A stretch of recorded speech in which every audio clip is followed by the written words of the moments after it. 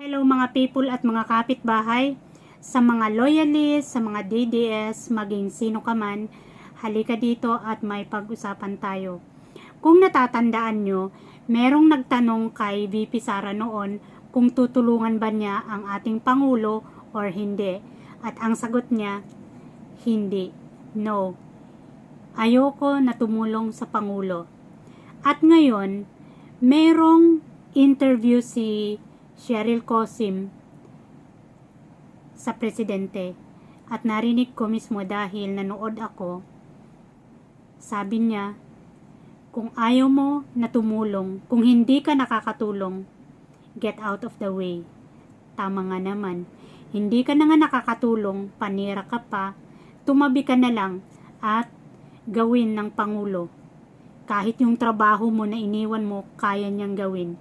At kung natatandaan din natin, ang Pangulo ay nagtawag ng resign sa mga gabinete niya. Nag-resign ang marami, halos lahat, and actually lahat nga. At may na-retain, merong natanggal at napalitan. Isa lang ang ibig sabihin yan, na sa Pangulo, trabaho ang gusto niya. Kahit sino ka pa, kaibigan, or pamilya, basta nagtatrabaho ka, okay ka sa kanya. Pero kung hindi ka nagtatrabaho, tamad ka katulad ni VP Sara, tumabi-tabi ka at may mga taong kayang gawin yan, lalo na ang Pangulo. Hindi siya natakot na mag-resign ang mga gabinete niya dahil alam niya na kaya niya. At maraming mga tao na pwedeng papalit sa mga yan. Si Vice President, walang ginawa kundi ang gala ng gala. Ang laging hawak, yung mic, naninira. Tapos ang Pangulo, action ng action. Buti pa nga si First Lady Lisa Marcos, may proyekto siya. Si Sara wala. Tignan nyo ito, yung sinabi ng Pangulo.